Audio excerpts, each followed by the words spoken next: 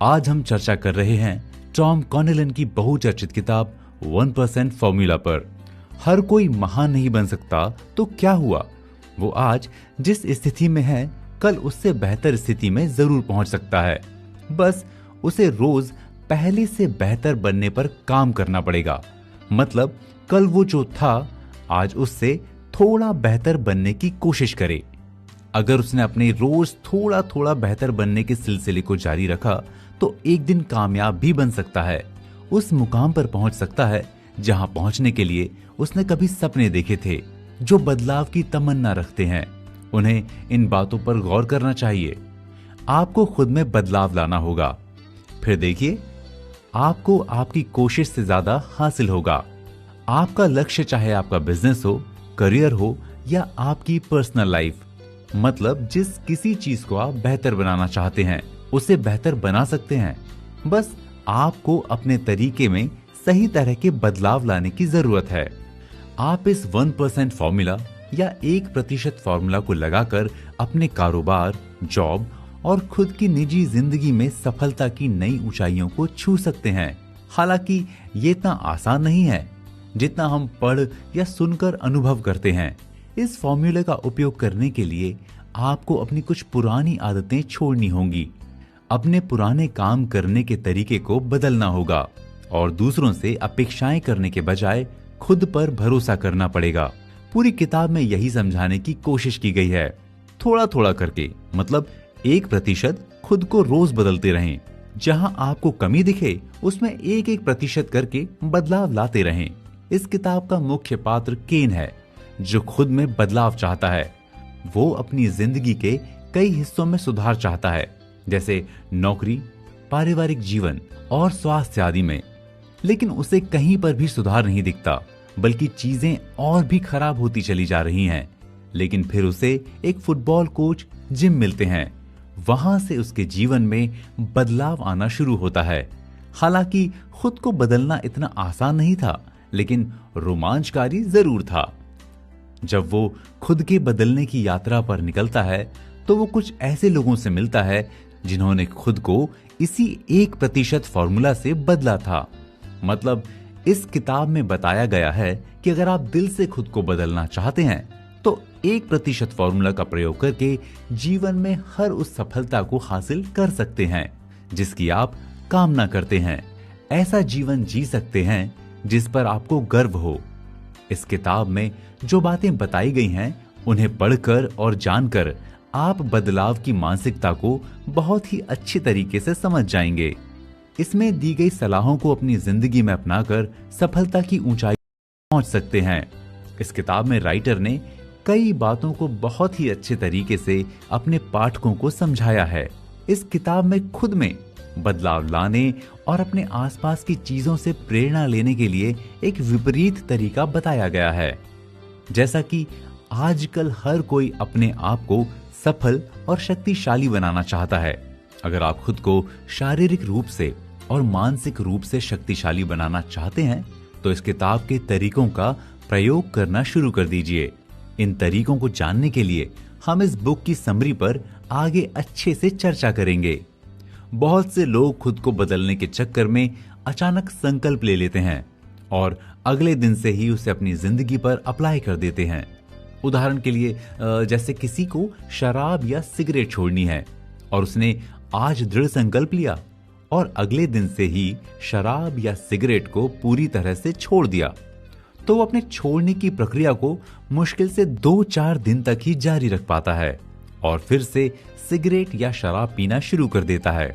अगर वो संकल्प लेने के तुरंत बाद से ही शराब छोड़ने के बजाय शराब को थोड़ा थोड़ा करके छोड़ता तो उसे पूरी तरह से छोड़ा जा सकता था। मसलन एक दिन में ही छोड़ने के बजाय थोड़ा थोड़ा करके 30 दिनों में छोड़ता। और सबसे अच्छी चीज है, इन 30 दिनों में खुद को बदलने का फॉर्मूला इस किताब में बताया गया है। आप किसी भी चीज को छोड़ने और अपनाने के लिए उसे भी तो टाइम दें।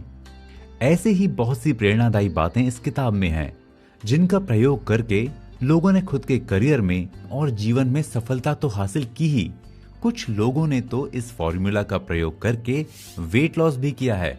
अनफिट लोग फिट हुए हैं। अगर आपको भी लगता है आप मेहनत करते चले जा रहे हैं लेकिन उसका कोई ठोस परिणाम नहीं दिखाई दे रहा है, तो आपको इस किताब से बहुत कुछ सीखने को मिलेगा। ये समझ लीजिए कि ये किताब आपके लिए ही है।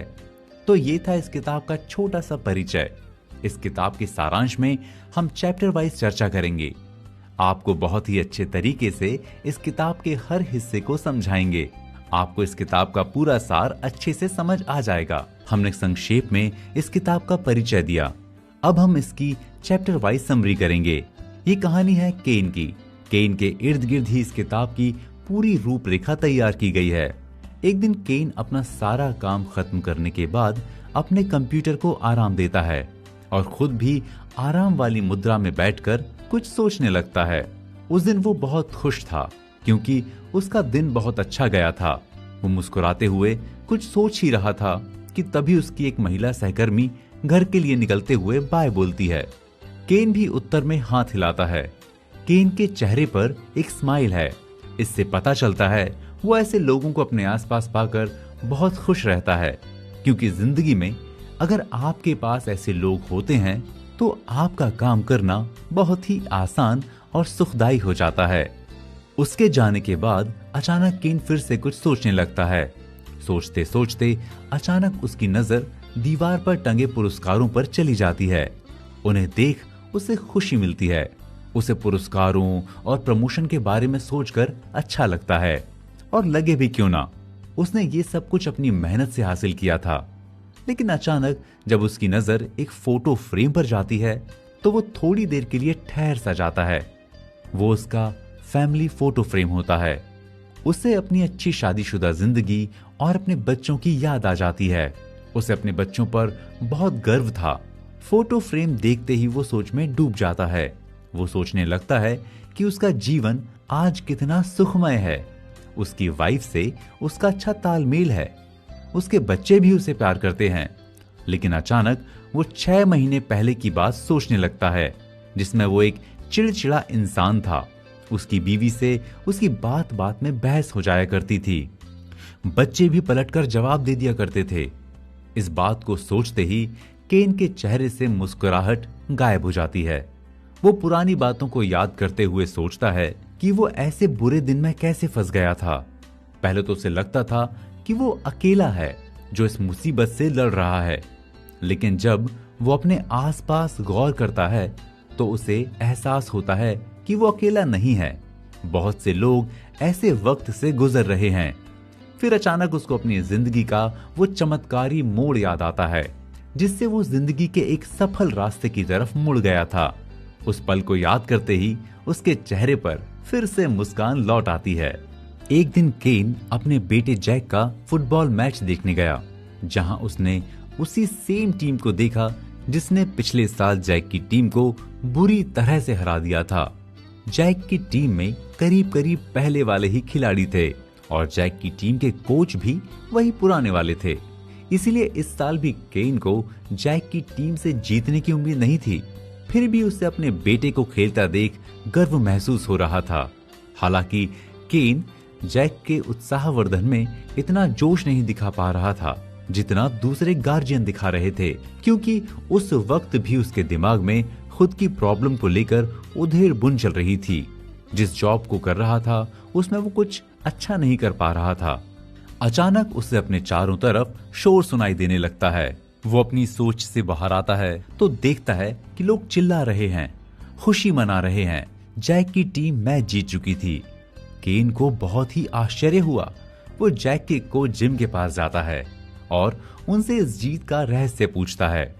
वहां जीत के जश्न का शोर चल रहा था, इसलिए जिम और केन भीड़ से थोड़ी दूर पर जाकर एक पेड़ के नीचे बैठकर बात शुरू करते हैं। जिम अपनी अप्रत्याशित जीत का रहस्य केन को बताते हैं। 1% फॉर्मूला। केन ये सुनकर चौंक जाता है। फिर कोच उसकी उत्सुकता को देखते हुए कहते हैं, उनकी जिंदगी पहले अच्छी ही चल रही थी, लेकिन कुछ शानदार और बेहतरीन नहीं हो रहा था। इस चीज को लेकर उनके अंदर एक बात हमेशा कचोटती रहती कि जिंदगी में ज्यादा कुछ क्यों नहीं हो पा रहा है, जबकि वो अपनी जिंदगी में ज्यादा कर सकते हैं। फिर उन्हें जब बच्चों को कोचिंग देने का मौका मिला तो उन्होंने सोचा कि यहीं से ज्यादा करने की शुरुआत करेंगे। फिर वो जो बात बताते हैं वो बहुत ही चौंकाने वाली होती है। वो 2006 के विंटर ओलंपिक में पुरुषों की स्कीइंग की चर्चा करते हैं। वो टीवी देख रहे थे क्योंकि कांटे की टक्कर थी। फिर उन्होंने पलटकर परिणामों को देखा तो पाया कि पहले और चौथे नंबर यानी गोल्ड मेडल और बिना मेडल वाले खिलाड़ी के बीच सिर्फ 1.08 सेकेंड मतलब 0.9% का अंतर था। कोच केन को आगे बताते हैं कि तैराकी हो या एथलेटिक्स हो या कोई दूसरी प्रतियोगिता हो, गोल्ड मेडल जीतने वाला और चौथे नंबर पर आने वाले खिलाड़ी के बीच एक औसत अंतर सिर्फ 1% का होता है। कई बार तो प्रतिशत का अंतर 1 से भी कम होता है। अब 2008 के बीजिंग गेम्स को ही ले लो। पुरुषों की 100 मीटर की बटरफ्लाई रेस में माइकल फेल्प्स काफी पीछे था। वो पूरे 8 स्विमर में 7वें नंबर पे था, लेकिन अंतिम 50 मीटर में एक जबरदस्त तरीके से वो अपने और सर्बिया के मिलोराड केविक के बीच के 5 तैराकों को पछाड़ते हुए आगे निकल गए। खेल देखते हुए ऐसा लग रहा था कि केविक ने फ्लैप्स से पहले दीवार छू ली, लेकिन परिणाम ये आया कि आधे स्ट्रोक की मदद से फ्लैप्स ने ज्यादा तेजी से दीवार छू ली थी। वो 50.58 सेकंड में पहुंचे थे और केविक 50.59 सेकंड में पहुंचे थे। जिम ने केन को ऐसे ही ओलंपिक्स के कई उदाहरण दिए जिसमें गोल्ड मेडल और बिना मेडल वालों के बीच 1% का ही अंतर था। लेकिन जितनी शिद्दत और लगन से जिम बता रहे थे, उतने ध्यान से केन उस बात को नहीं ले रहा था, क्योंकि अभी उसे 1% वाला फॉर्मूला उतना प्रभावित नहीं कर पा रहा था। उसने कटाक्ष करते हुए कोच से कहा, कोच, कहीं आप भी ओलंपिक खिलाड़ियों को ट्रेनिंग देने तो नहीं चले जाएंगे? केन के कटाक्ष को नजरअंदाज करते हुए जिम अपनी बात को आगे बताते हैं कि उनको मालूम है कि उनकी टीम बाकी टीमों की तुलना में 100% बेहतर कभी भी नहीं बन सकती, लेकिन वे 1% सभी सेकंडों और चीजों में बेहतर तो बन ही सकती है। और उन्होंने निर्णय किया कि वो इन बच्चों को खेल भावना, टीम वर्क, लगन, मेहनत, खेल से जुड़ी जरूरी चीजें और जिंदगी की बुनियादी बातों में 1% बेहतर बनने की ट्रेनिंग देंगे। ये बात कहीं ना कहीं थोड़ी ना थोड़ी केन के दिमाग में अपना घर बना रही थी। केन को कोच जिम की बातें एक तरह से प्रेरित कर रही थीं। तो इस चैप्टर में हमने सीखा कि अगर आप अपनी जिंदगी की उपापोह में हो और आपको कोई ऐसा मिल जाए जिसकी बातें अच्छी लगें, प्रेरित करें, तो आपके अंदर कुछ करने की ललक उठती है। तो आइए इस किताब के सारांश के अगले अध्याय में जानते हैं, क्या सच में केन कोच की बातों से पूरी तरह से प्रभावित हो जाता है? तो पिछले अध्याय में जाना कि कोच की बातें केन के दिमाग में अपना सकारात्मक असर छोड़ रही थीं और वो खुद में थोड़ा उत्साहित महसूस कर रहा था। अब इस अध्याय में इसके आगे से जानते हैं। केन को जिम की बातें पूरी तरह से प्रभावित तो नहीं कर पा रही थीं, लेकिन उसके दिमाग में कुछ ना कुछ तो चलना शुरू हो चुका था। कोच की बात को लेकर केन में उत्सुकता बढ़ गई थी।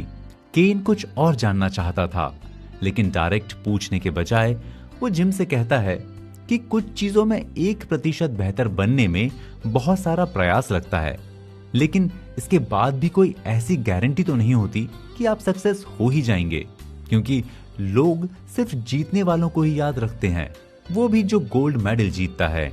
कई बार तो अगर आप रिकॉर्ड नहीं तोड़ सकते तो आपकी कोशिश का कोई मतलब नहीं होता, भले ही आपने अपना पूरा जोर लगा दिया हो, आप किसी के प्रेरणा स्रोत नहीं बन पाते। केन की बातों को कोच बहुत ही ध्यान से सुन रहे थे। अब यहाँ जिम केन को समझाने के लिए एक और मिसाल पेश करते हैं। वो कहते हैं 1990 का एक वाकया है, अब आपको याद है या नहीं, न्यूजीलैंड में एक प्रतियोगिता हुई थी, आयरन मैन प्रतियोगिता। इसमें 2.4 मील की तैराकी, 112 मील की साइकिल रेस और 26 मील की दौड़ शामिल थी। अब आप सोच रहे होंगे कि कई प्रतिभागियों के बीच घंटों का नहीं तो कम से कम कुछ मिनटों का अंतर तो रहा ही होगा। केन ने फिर से मजाक करते हुए कहा कि उसके हिसाब से तो कई दिनों का भी हो सकता है, लेकिन जिम ने जो जवाब दिया उसे सुनकर केन चौंक गया। नहीं, केवल 1 सेकंड का अंतर था। फिनलैंड के रनर पॉली केवेरो दूसरे स्थान पर आने वाली अमेरिकी धावक केन ग्ला से सिर्फ 1 सेकंड आगे थे। और सबसे बड़ी और दिलचस्प बात है कि प्रतियोगिता के जज्बे की वजह से ग्ला अभी तक ये मानते हैं कि ये दूसरा स्थान उनके खेल करियर के सबसे गौरवपूर्ण क्षणों में से एक था, जिसकी जगह उनके जीवन की महत्वपूर्ण स्मृतियों में है। इस किताब में राइटर टॉम कॉनेलन कोच जिम के माध्यम से बताते हैं, कंपटीशन की भावना से देखा जाए तो ये सफर अक्सर जीत हार की भावना से बड़ा होता है। हो सकता है कि जिंदगी आपको हर बार जीतने का मौका ना दे, लेकिन अगर आप बीते कल से आज बेहतर बनते या करते हैं तो भी आप खुद को विजेता महसूस करेंगे। आपको खुद के किए गए कामों पर नाज होगा। जिम आगे कहते हैं कि उनका दृढ़ विश्वास है कि हर कोई महान नहीं बन सकता, लेकिन हर कोई इस समय जहां भी है उससे बेहतर जरूर बन सकता है। इस बात से राइटर का मुख्य उद्देश्य अपने पाठकों को ये बताना है कि आप बेहतर बनने की ओर चलें और लगातार इस प्रक्रिया को बनाकर रखें। आप खुद ब खुद वो हासिल कर लेंगे जिसकी ख्वाहिश पालकर आप सपने देखना शुरू करते हैं। अब आते हैं फिर से जिम और केन की बातों पर। कोच जिम की बातों का असर कहीं न कहीं केन पर हो रहा था, इसलिए वो केन के अंदर चल रही उथल पुथल को ठहरने के लिए कुछ सेकंड का वक्त देते हैं। और सच में केन थोड़ी देर के लिए उन बातों पर विचार करने लगा। इस बीच कोच उसके चेहरे से उसके अंदर चल रही बातों का अनुमान लगा रहे थे। सच में केन इन बातों को अपने से देखकर सोचने लगा था, लेकिन केन इतनी जल्दी अपने अंदर चल रही चीजों को कोच जिम से शेयर नहीं करना चाहता था और ना ही उन्हें एहसास होने देना चाहता था कि वो भविष्य में इस पर अमल करने वाला है। इसलिए वो आगे कुछ नहीं बोलता। तभी जिम उससे पूछते हैं, केन, क्या आपको ओलंपिक का वो आइडियल वाक्य याद है? केन कुछ समझ ही रहा था कि कोच ने वो आदर्श वाक्य खुद ही बोल दिया, सिटियस ऑल्टियस फोर्टियस। आप में भी बहुत से लोग होंगे जो इस वाक्य को पहली बार सुन रहे होंगे, या कुछ के दिमाग से ये वाक्य ओझल हो चुका होगा, या कुछ लोगों को कुछ कुछ याद होगा। वैसे भी ये लैटिन का एक वाक्य है, इसलिए इस पर ज्यादा सोचने की जरूरत नहीं है। केन की भी लैटिन अच्छी नहीं थी, इसलिए वो भी इसका मतलब नहीं बता सका, लेकिन हम इसका मतलब जरूर जानेंगे क्योंकि ये बहुत ही जोशीला और प्रेरणादायक वाक्य है। इसे सुनते ही आपके अंदर जोश की एक लहर उठ पड़ेगी। तो आइए सिटियस ऑल्टियस फोर्टियस का मतलब जानने के लिए हम आते हैं बुक समरी के अगले चैप्टर पर। तो किताब के इस अध्याय में हमने सीखा कि सब कुछ आपके अंदर होता है, बस आपको उस समझ को विकसित करना पड़ता है। जैसे टिम ने खुद की शोध से ओलंपिक खेलों के 1% फॉर्मूले को समझा और इतनी अच्छे तरीके से समझा कि वो दूसरों को भी समझा सकते हैं। तो हमें ये सीख मिलती है कि अगर हम ध्यान दें तो बहुत सी चीजें सीखने और प्रेरणा लेने के लिए हमारे आसपास ही हैं। तो इस सीखने के सिलसिले को आगे बढ़ाते हुए हम आते हैं सारांश के अगले अध्याय में। जैसे कि पिछले अध्याय में हमने 1% के महत्व को समझा, जिसका प्रयोग हम अपनी जिंदगी में करके आगे बढ़ सकते हैं। केन को ये फॉर्मूला समझाते हुए कोच जिम ने 3 प्रेरणादायी शब्द बोले। तो आइए जानते हैं कि उन 3 प्रेरणादायक शब्दों का मतलब क्या होता है और हम उनसे कैसे प्रेरणा ले सकते हैं।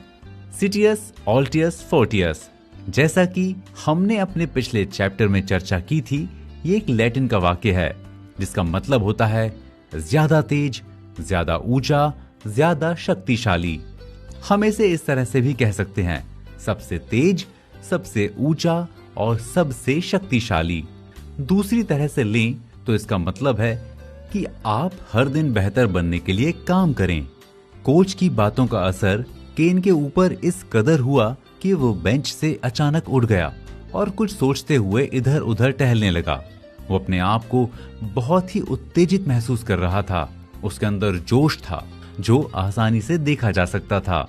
वो इतना उत्तेजित हो गया था कि एक जगह खड़ा नहीं हो पा रहा था। उसके दिमाग में एक साथ कई बातें आ जा रही थीं। किसी भी बात पर वो ज्यादा देर तक सोच नहीं पा रहा था। जिंदगी की परेशानियों को लेकर कई सारी चीजें भी उसके अंदर चल रही थीं। साथ ही वो ये भी सोच रहा था कि अपनी पर्सनल लाइफ में वो इस 1% के फॉर्मूला का प्रयोग किन किन तरीकों से कर सकता है। और इसी उत्तेजना में जिम से पूछता है, कोच क्या मैं 1% का फॉर्मूला अपने करियर पर भी लागू कर सकता हूँ? जिम जवाब देते हैं, बिल्कुल लागू कर सकते हैं।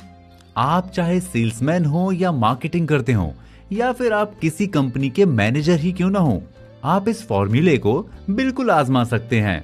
शायद आप किसी सेल्स पर्सन या मैनेजर से 100% आगे भले न निकल पाएं, लेकिन अगर आप इसके उलट 1% बेहतर बनने की कोशिश करेंगे तो आप जैसा काम करते हैं उससे सेकंडों के पहलू में 1% बेहतर बन सकते हैं। जैसा कि आपने मेरी अब तक की बातों से ये तो अनुमान लगा लिया होगा कि ऐसा करने से आपको अपेक्षा से अधिक लाभ मिल सकता है। राइटर कॉनेलन केन और जिम के डिस्कशन से अपने पाठकों को समझाना चाहते हैं कि अपनी जिंदगी की हर उस चीज को आप बेहतर बना सकते हैं जिसको आप बनाना चाहते हैं। राइटर आगे बताते हैं, उन्होंने देखा है इस 1% फॉर्मूला को लोगों ने गोल्फ स्विंग, सैक्सोफोन सीखने में, अपने पेट की चर्बी कम करने और फिट होने में भी प्रयोग किया है, जिसका उन्हें अद्भुत परिणाम और लाभ भी हासिल हुआ है। केन की उत्सुकता को देखते हुए कोच जिम आगे बताते हैं कि इसका प्रयोग करके हर इंसान फायदा पा सकता है। तब तक फुटबॉल मैच देखने आई भीड़ कम होने लगी थी। पार्किंग से एक एक करके गाड़ियां निकल रही थीं। बच्चे भी करीब करीब जा चुके थे। केन और जिम भी अपनी कार की तरफ चल देते हैं। कोच जिम ने 1% फॉर्मूला के बारे में केन को इतनी अच्छी तरह से बता दिया था कि केन की उत्सुकता इस फॉर्मूले को लेकर काफी बढ़ चुकी थी। हालांकि अभी भी केन इस बात का आभास जिम को नहीं होने देना चाह रहा था। साथ ही उसे इस बात को लेकर भी ताज्जुब हो रहा था कि आखिर 1% फॉर्मूले को जिम ने इतने बारीकी से कैसे समझा। जिम बताते हैं कि वो अक्सर यही सोचा करते थे कि वो वर्तमान में जो हैं वो उससे बेहतर कैसे कर सकते हैं। ये सारी चीजें उनके दिमाग में बहुत दिन से चल रही थीं। एक दिन उनकी मुलाकात उनके एक फ्रेंड से होती है। वो एक टॉप सेल्स एग्जीक्यूटिव है। उसकी विशेषता बताते हुए कोच जिम कहते हैं कि वो अपने काम को लेकर इतना एक्सपर्ट है कि अगर ओलंपिक में बेचने की प्रतियोगिता होती तो गोल्ड मेडल उसी को मिलता। उसने उस दिन जिम से बोला, जिम अब वक्त आ गया है। अचानक ये सुनकर जिम को कुछ समझ नहीं आया कि उनका फ्रेंड किस वक्त की बात कर रहा है, क्योंकि उन्होंने अपने अंदर चल रही बातों को किसी से साझा भी नहीं किया था। फिर उनका वो फ्रेंड इतने कॉन्फिडेंस से अब वक्त आ गया है जिम क्यों कह रहा था। जिम आगे बताते हैं कि उनके उस फ्रेंड ने उनका परिचय कुछ ऐसे अद्भुत लोगों से कराया जिन्होंने सफलता हासिल करने में अपनी जिंदगी लगा दी थी। जिम को हैरानी तो तब हुई जब उन्हें पता चला कि वे सभी पहले से ही उस सिद्धांत के अनुसार जी रहे थे जिसे जिम ने ओलंपिक परिणामों के शोध से खोजा था। और यही बात केन को भी हैरान कर रही थी कि कोच के साथ साथ उन लोगों के दिमाग में 1% का फॉर्मूला कैसे आया। और हमें जो सबसे अच्छी बात सीखने को मिलती है वो ये है कि 1% का फॉर्मूला आप हर उस चीज में लगा सकते हैं जिसमें आप सफल होना चाहते हैं या बेहतर बनना चाहते हैं। तो फिर देर किस बात की है, आप भी बेहतर बनने की ओर बढ़ें। फिलहाल हम बढ़ते हैं 1% फॉर्मूला की समरी के अगले हिस्से में। तो हमने किताब के सारांश के पिछले अध्याय में जाना कि जब किसी चीज को लेकर आपकी समझ विकसित हो जाती है तो उसे हासिल करने के लिए आपको उस पर काम शुरू कर देना चाहिए, क्योंकि शुरू करने के लिए वही सबसे बेहतर समय होता है। किताब के इतने अध्याय पर चर्चा करने के बाद अब तो आपके समझ में भी बहुत कुछ आ गया होगा। तो फिर देर किस बात की, अब तो आपका भी समय आ गया है। मतलब केन की उत्सुकता को देखकर जिम ने उसके अंदर की भावनाओं को समझ लिया था। जिम ने उसको बताया कि उस ग्रुप ने उनकी तरह ओलंपिक प्रतियोगिता से शोध करके 1% का फॉर्मूला नहीं निकाला था, बल्कि उन्होंने अपने अपने तरीके से उसे जाना था कि सफलता पाने का यही सही तरीका है, 1% का फॉर्मूला। मतलब आप लगातार छोटे छोटे सुधार करते रहें और सफलता की ओर बढ़ते रहें। जब जिम ने उस ग्रुप के सदस्यों को अपनी ओलंपिक शोध वाली बात बताई तो सब चौंक गए। उन्हें कुछ नया लगा। उन्हें ऐसा लगा जैसे पजल्स को सुलझाने के लिए वे इसी आखिरी टुकड़े की तलाश कर रहे थे जो उन्हें अब जिम की वजह से मिल चुका था। जिम भी उसी ग्रुप के सदस्य बन जाते हैं। उन्होंने इस ग्रुप को एक नाम दिया, 1% फॉर्मूला, जो छोटा भी था और इसकी श्रेष्ठता को भी दर्शाता था। जिम आगे केन को बताते हैं। फिर उन लोगों ने मिलकर 6 लोगों का एक ग्रुप बनाया। जिम का फ्रेंड, सेल्स एग्जीक्यूटिव, वही फ्रेंड जिसकी वजह से जिम उन लोगों से मिले थे, एक फिजिसिस्ट, साइकोलॉजिस्ट, एक बिजनेसमैन और सबसे हैरान कर देने वाली बात, इस टीम का एक हिस्सा पूर्व ओलंपिक खिलाड़ी भी था। अब जिम केन से ऐसे बात कर रहे थे जैसे केन भी इस ग्रुप को ज्वाइन करने जा रहा हो। जिम उससे कहते हैं, घबराने की कोई जरूरत नहीं है। इस ग्रुप की कोई बैठक या सीक्रेट रूल्स नहीं है, मतलब इसका कोई कड़ा नियम नहीं है। आप इसे एक क्लब जैसा ही मान सकते हैं। अगर आप खुद में परिवर्तन करना चाहते हैं तो इस ग्रुप में आपका स्वागत है। केन इतना सुनते ही चौंक जाता है। उसे लगा उसने ग्रुप में शामिल होने की इच्छा भी जाहिर नहीं की थी। फिर जिम उसे ये सब क्यों बता रहे हैं? कोच, मैंने आपको ये तो बताया नहीं था कि मैं अपने जीवन में परिवर्तन चाहता हूँ और ना ही आपके ग्रुप के बारे में कुछ जानना चाहा। फिर भी आप मुझे ये सब क्यों बता रहे हैं? आपने मुझे अपना कीमती समय दिया, इसके लिए मैं आपका बहुत आभारी हूँ। आज आपसे बहुत कुछ सीखने को मिला, कुछ अच्छी बातों का पता चला। इतना बोलने के बाद भी कहीं ना कहीं उसे यह एहसास हो रहा था कि शायद जिम ने उसके अंदर चल रही चीजों का आभास कर लिया था। केन अपनी कार में आ चुका था। कार में जैक और उसका एक फ्रेंड भी बैठा हुआ था। केन कुछ पॉजिटिव बदलाव महसूस कर रहा था। ऊपर से जैक की जीत की खुशी भी थी। इसलिए केन ने जैक और उसके दोस्त से बोला, आज एक बर्गर पार्टी उसकी तरफ से। जैसे ही केन निकलने वाला था, कोच जिम उसके पास आए। उन्हें देखते ही केन फिर से उनकी सारी बातों के लिए उन्हें थैंक यू बोलता है और साथ ही ये भी कहता है, कोच, आपने मुझे सोचने के लिए सच में बहुत कुछ दे दिया। कोच जिम ने उसे अपना बिजनेस कार्ड पकड़ाते हुए कहा कि वो इसके बारे में सोचे। अगर उसे कुछ लगता है तो उनके नंबर पर फोन करे। जिम केन को विश्वास दिलाते हुए कहते हैं कि ये एक बहुत ही कमाल की जर्नी होगी। इसमें शामिल होते ही आप खुद रोमांच महसूस करेंगे। एक अलग तरह की एनर्जी का एहसास होगा जो आपको अपने में बदलाव लाने के लिए प्रेरित करेगी। इसी के साथ दोनों अपने अपने गंतव्य की ओर निकल पड़ते हैं। केन घर लौट आया।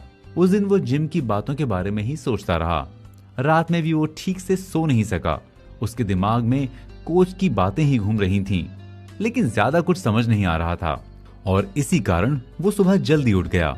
जिम का बिजनेस कार्ड लिए हुए उसे करीब 3 सप्ताह गुजर चुके थे। अचानक उसे उस ग्रुप से मिलने की इच्छा होती है, जिसे लेकर वो बहुत रोमांचित भी महसूस कर रहा था। और केन को जो बात सबसे ज्यादा रोमांचित कर रही थी वो थी जिम के उस फ्रेंड के बारे में जिसके बारे में जिम ने बताया था कि अगर ओलंपिक में बेचने की प्रतियोगिता होती तो गोल्ड उसे ही मिलता। जिम अपने आप में परिवर्तन करना चाह रहा था। उसे अब तक यकीन हो चुका था कि जीवन के कई पहलुओं में 1% बेहतर बनना है। वो ये काम भी कर सकता है और उसने ज्यादा समय नहीं लिया। बिजनेस कार्ड उठाया और कोच जिम को फोन लगा दिया। हालांकि जिम ज्यादा हैरान नहीं थे क्योंकि उन्होंने अपनी बात केन के सामने इतने आत्मविश्वास से रखी थी कि उन्हें केन के फोन की उम्मीद थी। लेकिन फोन पर उसकी आवाज सुनकर कोच जिम खुश थे। केन ग्रुप में शामिल होने की इच्छा जिम से व्यक्त करता है और फिर केन की मुलाकात होती है ग्रुप के पहले सदस्य से। लेकिन उससे पहले कुछ नियमों के पालन की शर्त को स्वीकार करना पड़ता है। तो आइए जानते हैं उन शर्तों के बारे में समरी के अगले हिस्से में। तो पिछले अध्याय में हमने जाना कि अच्छी बातें सबको प्रेरित करती हैं, भले ही आप उस प्रेरणा को जाहिर न करें, लेकिन उसका प्रभाव कहीं ना कहीं दिख ही जाएगा। और यही वजह है कि कोच जिम की बातों से प्रभावित होकर केन भी 1% ग्रुप का हिस्सा बनने को तैयार हो जाता है। तो आइए बढ़ते हैं चर्चा में आगे की ओर। केन का उस ग्रुप में बहुत ही गर्मजोशी से स्वागत किया जाता है। केन उन लोगों से मिलकर काफी खुश था, लेकिन तभी अचानक कोच ने अपने वे 3 नियम केन के सामने रख दिए। उससे कहते हैं कि आपको इस ग्रुप का हिस्सा बनने से पहले हमारे इन 3 नियमों का पालन करने का वचन देना होगा। ये सुनकर केन थोड़ा सा अचंभित हुआ, लेकिन यहाँ उसे कोच की बात याद आई जिसमें उन्होंने कहा था कि ऐसे कोई सीक्रेट रूल्स नहीं है। केन कोच से वो 3 नियम बताने के लिए कहता है। पहला नियम, आप जो भी कर रहे हैं वो आप अपनी वाइफ के अलावा किसी भी व्यक्ति को नहीं बताएंगे। केन इस नियम की शर्त को सुनकर थोड़ा सोचने लगा। तभी कोच इसे आसान करते हुए कहते हैं, अगर आपको लगता है कि आपसे कोई पूछता है कि आप ऑफिस के बाहर क्या करते हैं, तो आप आराम से बता सकते हैं कि आप किसी चीज की कोचिंग कर रहे हैं, मास्टरमाइंड या किसी मार्गदर्शक ग्रुप के मेंबर हैं, जिसकी ट्रेनिंग या क्लास के लिए आपको अतिरिक्त समय देना पड़ता है। केन को अब थोड़ी सी आसानी हुई इसे समझने में और उसने इस नियम के पालन करने की शर्त को स्वीकार कर लिया। दूसरा नियम, अब आप इस काम को या इस प्रक्रिया को तभी शुरू कर सकते हैं जब आप इसे पूरा करने का वादा करें। हालांकि इसमें आपको कोई लिखित वादा नहीं देना है, आप मौखिक वादा भी कर सकते हैं। आप 1% फॉर्मूला समूह के सभी लोगों से मिलेंगे और सीखी हुई बातों को अपने जीवन में उतारेंगे। इस नियम को लेकर केन ने थोड़ी सी झिझक दिखाई क्योंकि उसे पूरा करना उसके लिए थोड़ा मुश्किल लग रहा था, लेकिन तभी कोच उसकी झिझक को दूर करते हुए बोले कि अगर आप इस नियम का पालन करने के लिए हमसे वादा करते हैं तो हम भी आपसे वादा करते हैं कि हम आपको आपके लक्ष्य तक पहुंचाएंगे। आप तो सफल ही होंगे, आपके साथ साथ इसका लाभ आपके दोस्तों, परिजनों, सहकर्मियों को भी होगा। केन को लगा उसके साथ कौन कौन से परिवर्तन होंगे कि उन परिवर्तनों का लाभ उसके साथ साथ उसके करीबियों और परिजनों को भी मिलेगा। जिम का ये आत्मविश्वास केन को थोड़ा ज्यादा लगा। उसने जिम से कहा, कोच, आपका आत्मविश्वास काबिले तारीफ है, लेकिन क्या सचमुच आप इतना बड़ा वादा कर सकते हैं? जिम कुछ बोलते उससे पहले केन ने फिर से सवाल कर दिया कि अगर मैं कामयाब ना हुआ तो क्या होगा? जिम जवाब देते हुए कहते हैं कि उन्होंने इसलिए वादा किया क्योंकि उन्हें मालूम है आप जो विचार, साधन, तकनीक सीखने वाले हैं उससे आप जरूर कामयाब होंगे, क्योंकि ये तकनीक किसी की राय पर नहीं है बल्कि एक सटीक रिसर्च और परीक्षण पर आधारित है और आगे ये चीज आप खुद महसूस करेंगे। केन को कोच जिम की बात सुनकर थोड़ी राहत मिली और उसने दूसरे नियम का पालन करने के लिए भी हाँ कर दी। फिर जिम ने अपना तीसरा नियम केन के सामने रखा, जो था इस प्रक्रिया को पूरा करने के 6 महीने के अंदर आपको किसी भी समय कम से कम एक व्यक्ति की उसी तरह मदद करनी होगी जिस तरह से आपकी मदद की गई थी। ये सुनकर केन के दिमाग में कई लोग आने लगे, जैसे अभी हाल ही में उसके ऑफिस में उसकी टीम में शामिल हुआ एक होनहार नौजवान, उसके बेटे बेटी जो बड़े होकर उसी की तरह इस दुनिया का हिस्सा बनेंगे। उसके दिमाग में चल रहा था कि अगर वो ऐसा करेगा तो ये उसके लिए बहुत ही गौरवपूर्ण बात होगी। और इसी के साथ केन उस 1% फॉर्मूला समूह का हिस्सा बन जाता है। किताब के सारांश के इस अध्याय में हमने जाना कि किसी चीज को करने के लिए संकल्पबद्ध होना बहुत जरूरी है।